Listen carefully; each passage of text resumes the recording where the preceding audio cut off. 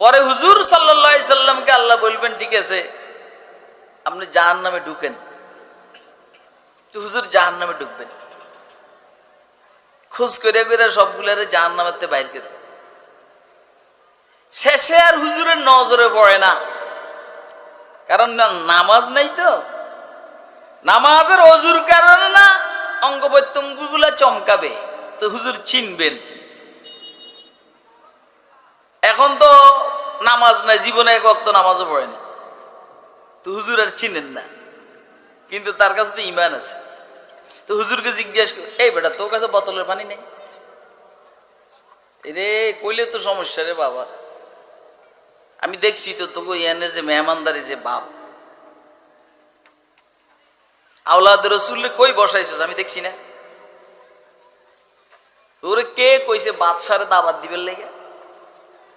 বাদশারে দাওয়াত দিতে হইলে সব ঠিক হইতে হয় না, বাথরুমও পরিষ্কার, কথা কয় না।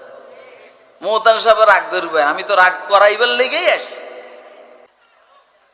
আমার তো এরকম মেহমানদের দাওয়াত দেবার সাহস হয় না। যা হোক, হুজুরকে আল্লাহ জিজ্ঞেস করবেন আপনার উম্মত আর আসেনি তো চোখে? হুজুর বলবেন আমি বুঝতেছি না, থাকলেও দেখতে পারে। রাজনৈতিক উত্তরটা সাংবাদিকরা যখন প্রশ্ন করে, উত্তর দিতে খুব সাবধানতা অবলম্বন করে দেওয়ার লাগে। আমি বুঝতেছি না, থাকলেও থাকতে পারে। তো হাদিস শরীফের মধ্যে এসেছে আল্লাহ রাব্বুল আলামিন এভাবে নিজের কুদরতি চাবলে 3 চাবল জান্নাত জাহান্নামের বাইর করে দিবেন। তার মানে আপনি তো বলছেন নাই, অর্থাৎ এরা ইমানের এত সূক্ষ্ম স্তরে আছে যেটা ফেরেশতারাও জানে না, আপনিও জানেন না, আমি ছাড়া আর কেউ জানে না। এগুলারে একসাথ করে আল্লাহ কুদরতি ভাবে এরকম 3টা চাবল মাইরা 3 চাবল দিয়ে দিবে। তো আল্লাহ বলছেন ওয়ালা সাওফা ইউতিকা রাব্বুকা ফাতারদা, আপনার রব আপনাকে এত দেওয়া দিবেন আপনি খুশি হয়ে যাবেন। তাহলে গুনাহগার উম্মতকে রাসূল সুপারিশ করে ইনশাআল্লাহ জাহান্নামের থেকে বাইর করে জান্নাতে নিবেন। আল্লাহ আরো 3 চাবল দিবেন, রাসূল খুশি হয়ে যাবেন। কিন্তু এর মধ্যে একটা জরুরি কথা আছে, সেই জরুরি কথা হইলো এই উম্মত বেদাতি হইতে পারবে না। রাসূল আকরাম সাল্লাল্লাহু আলাইহি সাল্লাম যেমন বিনয়ী ছিলেন, হুজুরের বংশধররাও বিনয়ী হন। মুহাম্মদুর রাসূলুল্লাহ সাল্লাল্লাহু আলাইহি সাল্লামকে আল্লাহ রাব্বুল আলামিন 2টা গুরুত্বপূর্ণ ফজিলত দান করেছেন। একটা দুনিয়াতে করেছেন, আরেকটা আখিরাতে করবেন।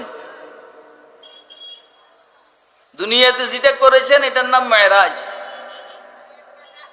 আখিরাতে যেটা করবেন সেটা হলো শাফাআতে কুবরা।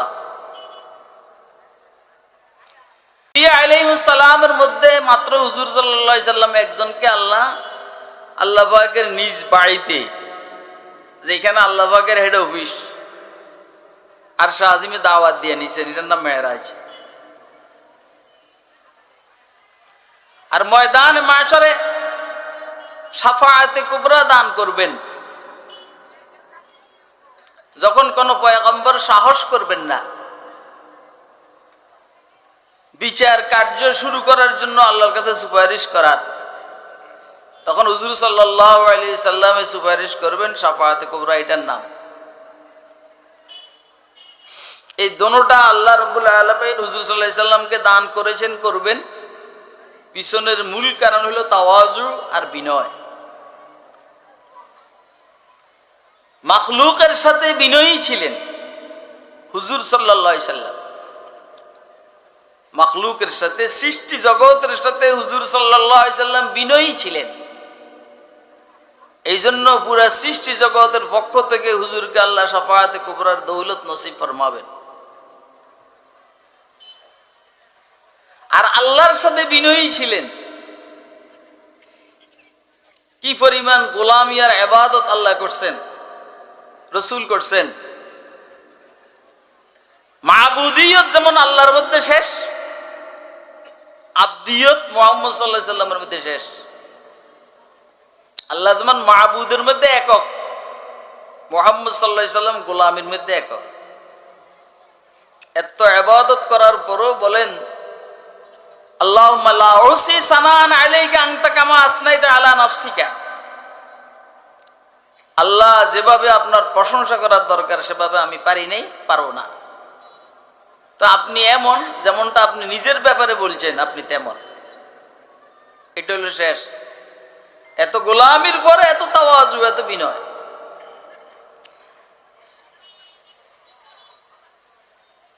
জুলুম আর নির্যাতনকে সহ্য করতে করতে ওরা জুলুম করতে করতে অস্থির হয় নাই। কাফের আর বেঈমানরা হুজুর সহ্য করতে করতে স্থির।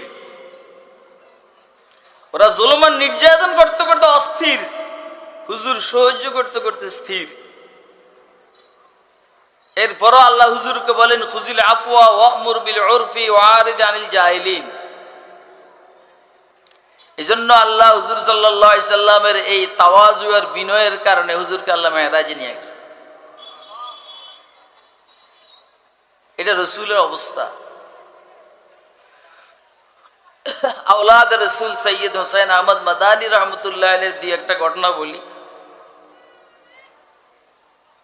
হযরত ট্রেনে কোথাও সফর করতেছেন, খেয়াল করেন আজকের ওয়াজের তরজ কিন্তু এটা।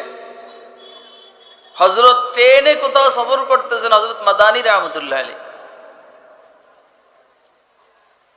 ওনার সাথে মিয়াই কই যাও, সমস্যা বয়।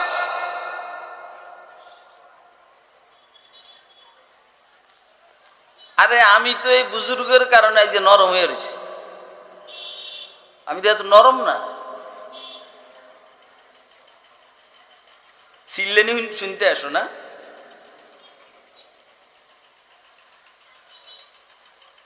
হযরত মাদানী রহমতুল্লাহ আলাইহি ট্রেনে সফর করতেছেন। এখন ওনার পাশে এক ইংরেজি শিক্ষিত, তাও আবার অমুসলিম, তাও আবার অন্য দলের নেতা, কংগ্রেসের না, অন্য দলের। তো দুজনের সাথে কথা হইতেছে। রাজনৈতিক প্রতিপক্ষ হওয়ার পরও একজন আরেকজনের সাথে দেখা হইলে কথা বলে না, বলেন না? আপনারা দেখছেন না, আমাদের দেশেও রাজনৈতিক প্রতিপক্ষ, কিন্তু যখন একখানে বসে একজন আরেকজনের সাথে কানাঘুষা করে কথা বলে, মনে হয় যেন দিলের কি সম্পর্ক। এটা হইল রাজনৈতিক সম্পর্ক।